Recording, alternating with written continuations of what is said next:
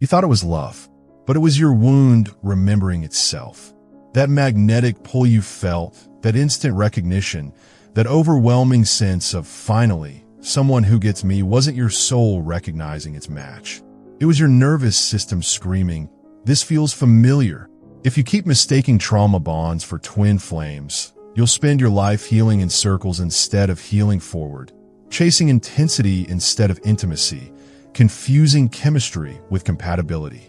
Let me show you what your empath heart has been trying to tell you all along. Emily met David at a coffee shop on a Tuesday morning when her world felt particularly fragile. Her last relationship had ended 6 months prior, leaving her questioning everything she thought she knew about love. David wasn't conventionally attractive, but when he looked at her, she felt seen in a way that made her chest tight with recognition. Within 2 weeks, they were inseparable. Within a month, Emily was canceling plans with friends to be available whenever David needed her. She told herself this was what real love felt like: urgent, consuming, necessary. But Emily's nervous system knew something her conscious mind couldn't grasp yet.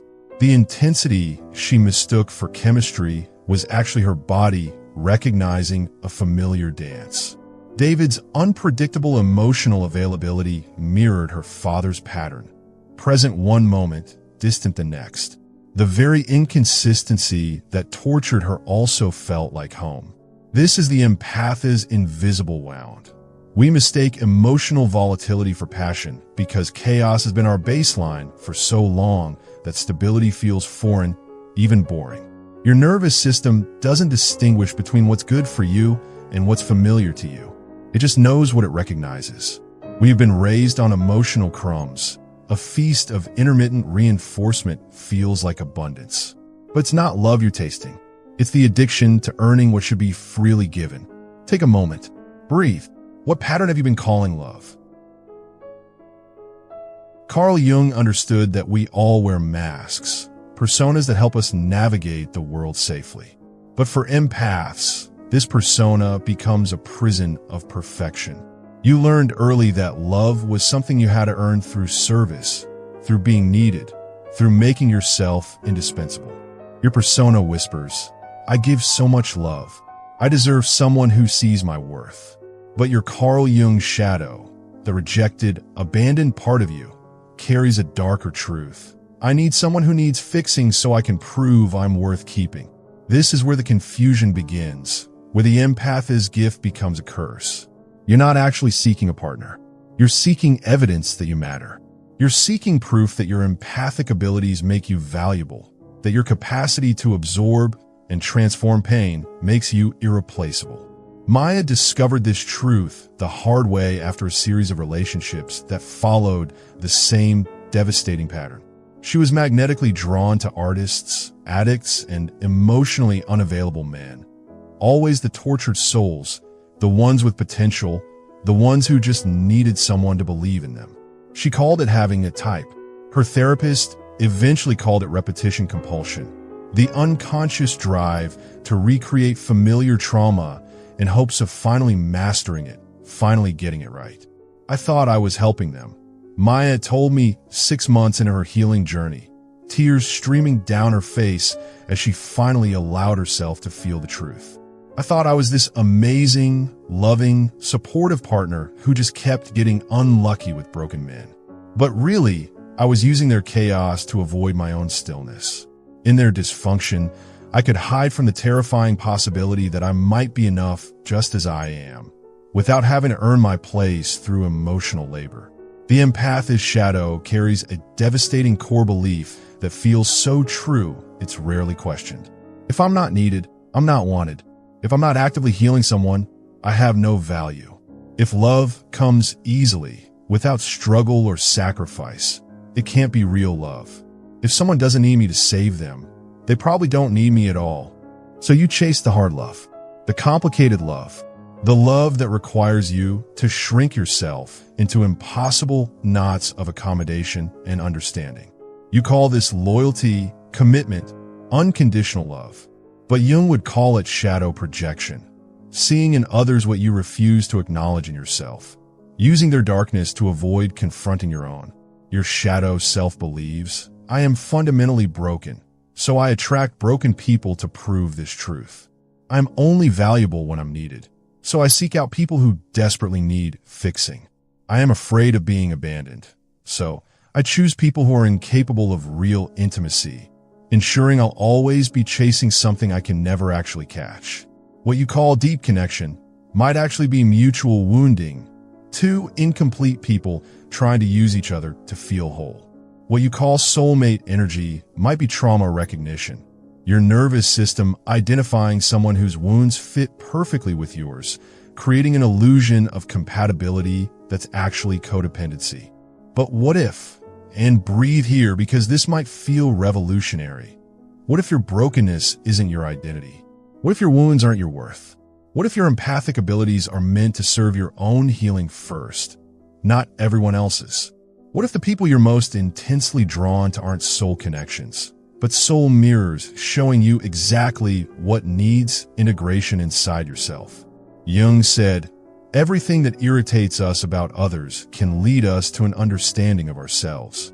The person who triggers you most, who makes you feel most alive and most crazy, might not be your soulmate. They might be your greatest teacher, here to show you the unloved parts of yourself that are desperately seeking acknowledgement and healing. This isn't about blame or shame. This is about awakening. This is about recognizing that your pattern isn't love. It's a prayer, an unconscious plea for someone to finally see and heal the wounded inner child still hiding inside your adult body, still trying to earn love through perfect performance. Feel that recognition stirring in your chest, that slight unraveling, that sense of something long hidden finally being seen. That's your soul preparing to tell you a truth that will change everything. Here's the truth that will shatter everything you thought you knew about love, connection, and what it means to find your person, that instant recognition, that electric chemistry, that overwhelming feeling of finally someone who understands my soul. It's often just your unhealed trauma recognizing itself in another person. Your nervous system is not psychic. It doesn't have mystical abilities to identify soulmates across crowded rooms. What it does have is an extraordinary ability to recognize patterns, to identify familiar emotional landscapes, to pull you toward what feels like home, even when home was a place of chaos, inconsistency, and conditional love.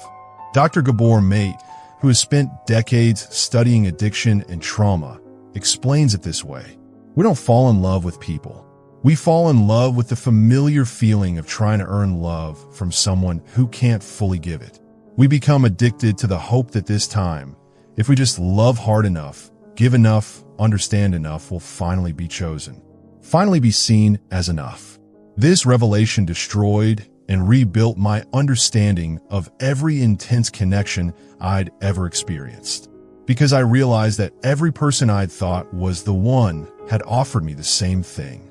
The opportunity to prove my love through suffering, to demonstrate my worthiness through endless patience and accommodation. Let me tell you about James, a 34-year-old therapist who came to me after his fourth relationship followed the exact same devastating script. James was brilliant, compassionate, emotionally intelligent, the kind of man who could read people's needs before they even knew they had them. Yet every romantic relationship followed an identical pattern. Intense beginning with incredible chemistry. Him gradually overgiving while she slowly pulled away. Him chasing harder to bridge the growing distance. Eventual explosion of unmet needs and abandonment that left him questioning his worth for months. I kept attracting emotionally unavailable women, he said during our first session, his voice heavy with exhaustion and confusion. Successful, beautiful, intelligent women who seemed perfect for me at first, but who could never fully let me in. I thought the universe was testing me, teaching me patience and unconditional love. I thought these relationships were preparing me to be the partner someone truly special would deserve. But James's breakthrough came when I asked him a question that changed his entire framework. James, what if these women aren't emotionally unavailable? What if you're emotionally addicted to unavailability? What if you're not attracting damaged people? What if you're attracted at distance because closeness feels dangerous? The question broke him open because James realized he'd never actually learned to receive love, only to pursue it. In stillness, in reciprocity, in actual emotional availability, he felt anxious, unworthy, suspicious. His nervous system interpreted ease as indifference, kindness as potential manipulation, and genuine interest as something that couldn't possibly last. The women he thought were withholding love weren't withholding anything. They were offering what they could, but James was so addicted to the chase, so programmed to prove his worth through effort, that he couldn't recognize love when it came without conditions, without struggle, without the familiar pain of earning it. This is the empath's hidden addiction. We're not addicted to love. We're addicted to trying to earn it. We're addicted to the familiar pain of almost being chosen, almost being enough, almost being truly seen. We mistake the intensity of this pursuit for the depth of connection, the struggle for the strength of the bond. Jung called this the transcendent function, the psychological ability to hold paradox and opposing truths without needing to resolve them immediately. The paradox here is profound. The very qualities that make you an extraordinary empath, your sensitivity, your intuition, your ability to see potential in others, your willingness to love through pain, also make you vulnerable to mistaking trauma bonds for soul connections. Your gift becomes your wound when you use your empathic abilities to fix others instead of feeling yourself. When you use your intuition to anticipate others' needs instead of recognizing your own. When you use your emotional intelligence to excuse others' behavior instead of honoring your own boundaries. That person who made you feel like you were coming alive after months or years of feeling numb. That wasn't love awakening your dormant heart. That was your unprocessed trauma finally finding someone familiar enough, safe enough to surface and be felt. Your intense attraction to them wasn't about their light calling to yours. It was about their shadows perfectly complementing yours, creating an illusion of completion that was actually mutual incompletion. Consider this revolutionary possibility. If someone feels like you're missing peace, you might not be experiencing love. You might be experiencing codependency. If someone feels like they complete you, you might not be feeling soul recognition. You might be feeling the relief of finding someone whose brokenness fits perfectly with yours. Healthy love doesn't complete you, it complements you. It doesn't fill your emptiness, it celebrates your wholeness. It doesn't make you feel like you're finally alive. It makes you feel more like yourself than you've ever felt before. Real soulmate energy doesn't feel desperate or urgent or consuming. It doesn't feel like you might die if you lose this person. It feels peaceful, grounded, expansive. It feels like coming home to yourself, not losing yourself in someone else's needs and potential. But here's what your wounded empath heart desperately needs to hear. This pattern, this confusion, this painful cycle, none of it is your fault. You've been doing exactly what your nervous system needed you to do to survive in a world that taught you that love was conditional, that worth was earned, that your value lay in what you could give rather than who you inherently are. The pattern that's been hurting you has also been protecting you from something that felt even more terrifying. The vulnerability of being truly seen, truly known, truly loved without having to earn it through service or suffering. Pause here. Let yourself breathe deeply. What truth is trying to emerge in the space between your heartbeats right now? The moment you stop romanticizing your pain is the moment everything begins to change. The moment you stop calling trauma bonds deep spiritual connections, you create space for actual love to enter your life. The moment you stop confusing intensity with intimacy, you begin to recognize what healthy connection actually feels like. That person who broke your heart, who made you question your worth, who left you feeling like you were somehow not enough despite giving everything you had. They weren't your soulmate. They were your signal. They were life's way of tapping you on the shoulder and saying, it's time to heal this pattern. It's time to stop abandoning yourself for others' approval. It's time to come home to who you really are. Rachel spent 3 years in therapy unpacking her relationship with Alex, a charismatic musician who could trigger her into complete emotional chaos with a single glance. For the longest time, I kept saying he was my twin flame, she shared with me, her voice steady now in a way it hadn't been when we first started working together. The intensity, the drama, the way we could go from ecstatic connection to devastating conflict in minutes. I thought that meant we were cosmically connected, that our souls recognize each other across lifetimes. But Rachel's healing journey taught her to distinguish between trauma bonding and soul bonding, between chemistry and compatibility, between intensity and intimacy. I realized I was confusing my nervous system's alarm response with spiritual awakening. Alex didn't activate my heart chakra. He activated my fight or flight response. What I called passion was actually panic. What I called deep connection was actually deep triggering. The difference between trauma bonds and soul bonds is revolutionary when you understand it. Trauma bonds feel urgent, possessive, desperate. They're based on need, not love. You need them to validate you, complete you, save you from your own emptiness.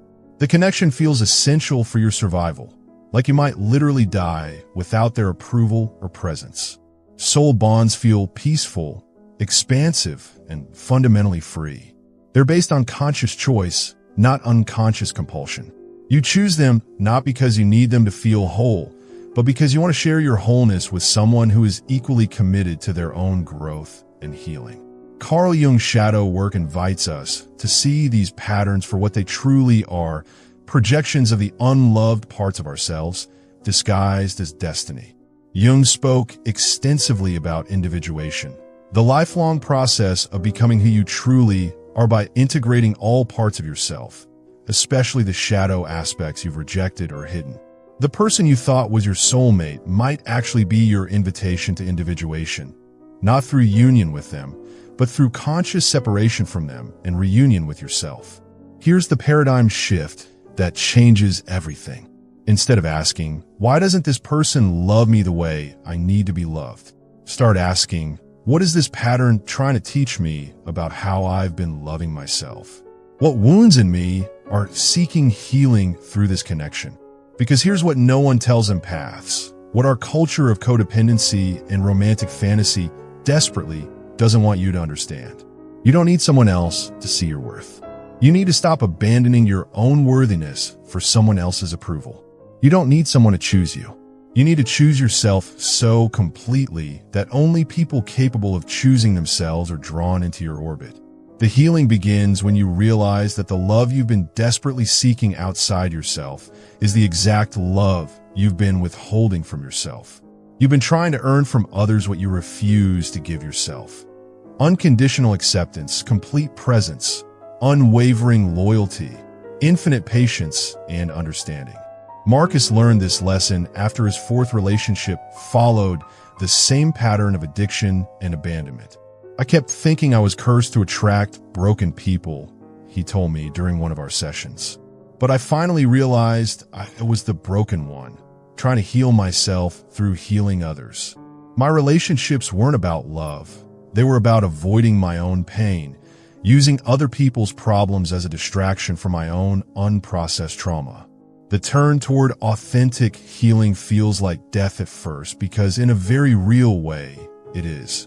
It's the death of the version of yourself that believed love was something you had to earn through suffering.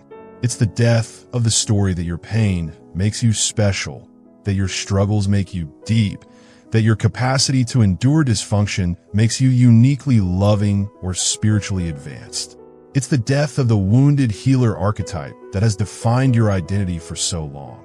The belief that your value lies in your ability to fix, save, or transform others through the power of your unconditional love. When you stop performing love and start embodying it, when you stop chasing chemistry and start choosing compatibility, when you stop mistaking intensity for intimacy and begin recognizing peace as passion, the people who are drawn to your wounds will naturally fall away. And this will feel like abandonment, like failure, like proof that you're unlovable until you realize it's actually liberation. You're not losing love. You're losing the illusion of love. You're not losing your soulmate. You're finding your actual soul. You're not being rejected. You're being redirected towards something infinitely more nourishing and sustainable. The question transforms from, how do I make them choose me? To, how do I choose myself so completely that I only attract people who are capable of choosing themselves too? This is where the real journey toward love begins. Not in the desperate pursuit of someone else's validation, but in the gentle return to your own worthiness.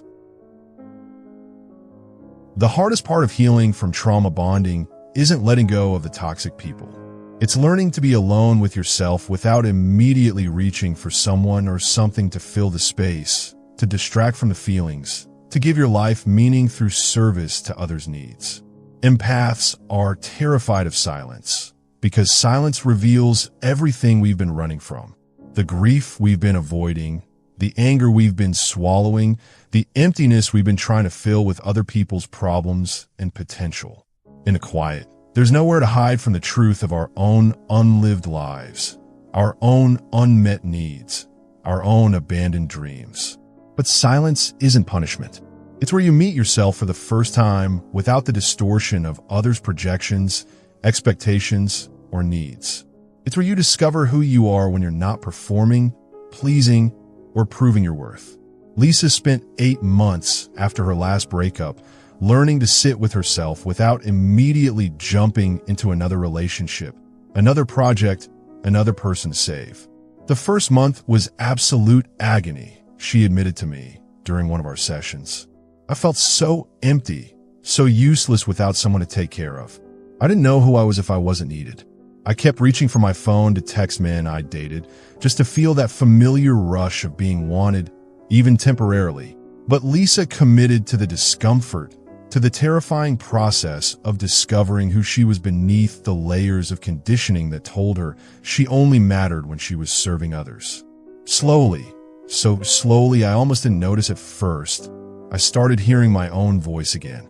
Not the voice that anticipated everyone else's needs, but my actual voice with my actual opinions and desires. I started remembering who I was before I became what everyone else needed me to be. This is the empath's greatest fear and greatest gift, discovering that you are whole without needing to complete someone else. You are inherently valuable without needing to prove your worth through emotional labor.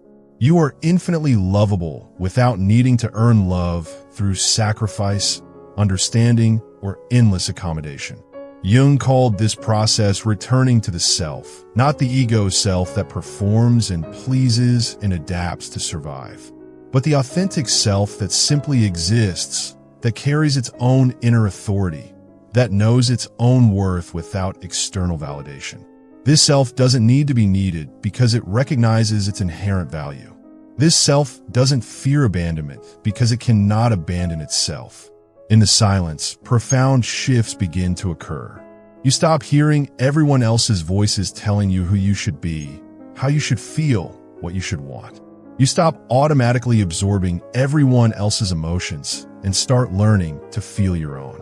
You stop giving your energy away indiscriminately and start cultivating your own inner fire, your own sense of purpose that doesn't depend on being useful to others. And something miraculous happens. Something that feels like magic, but is actually the natural result of coming into alignment with your true nature. When you stop being addicted to fixing others, you naturally start attracting people who are committed to their own healing journey. When you stop being available to everyone, you become truly available to the right people. When you stop performing love to earn approval, space opens for real love to find you. The person who is meant for you won't be triggered by your boundaries. They'll be grateful for them because boundaries indicate self-respect, and self-respect is wildly attractive to healthy people. They won't need you to save them from their own choices. They'll want you to witness and celebrate their own growth. They won't love you for what you give them. They'll love you for who you are when you're not giving anything at all. This is the paradox of empath healing that no one talks about. The less you need someone, the more capable you become of truly loving them from a place of choice rather than compulsion. The more whole you become in your solitude, the more you have to offer in authentic partnership. The more you choose yourself, the more attractive you become to people who also consistently choose themselves. You start to understand that love isn't a feeling you fall into. It's a conscious choice you make every day to see, honor, and celebrate another person's highest self while maintaining your own integrity. It's not something that happens to you. It's something you create through intention, awareness, and healthy boundaries. Your new mantra becomes, I don't need to be needed. I choose to be chosen consciously. I don't need to earn love through suffering. I deserve to receive love freely. I don't need to fix anyone to prove my worth. My worth is inherent and unshakable. In the quiet spaces of your own company, you remember that you're not an empath to serve everyone else's healing journey. You are an empath to serve your own soul's evolution toward wholeness, authenticity, and unconditional self-love. Your sensitivity is not a burden you carry for the collective. It's a gift you give yourself. The gift of feeling deeply, loving consciously, and choosing wisely.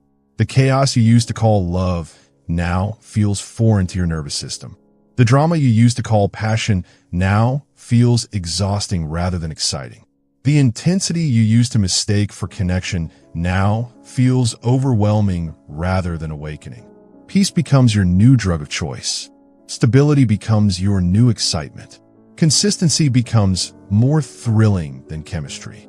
Being consciously chosen becomes infinitely more satisfying than desperately doing the choosing. You're learning to love yourself home, to be your own safe harbor, to provide for yourself what you've been seeking from others. Complete acceptance, unwavering presence, and unconditional love. Here's what Carl Jung knew that most empaths are just beginning to understand. The privilege of a lifetime is to become who you truly are, not who others need you to be, not who you think you should be to earn love, but who you actually are beneath all the conditioning, all the performance, all the desperate attempts to prove your worthiness through service to others. You're not here to be everyone's healer, everyone's therapist, everyone's emotional support system. You're not here to prove your worth through suffering or demonstrate your love through sacrifice. You're not here to save people who don't want to save themselves, or to love people in a wholeness who refuse to do their own healing work.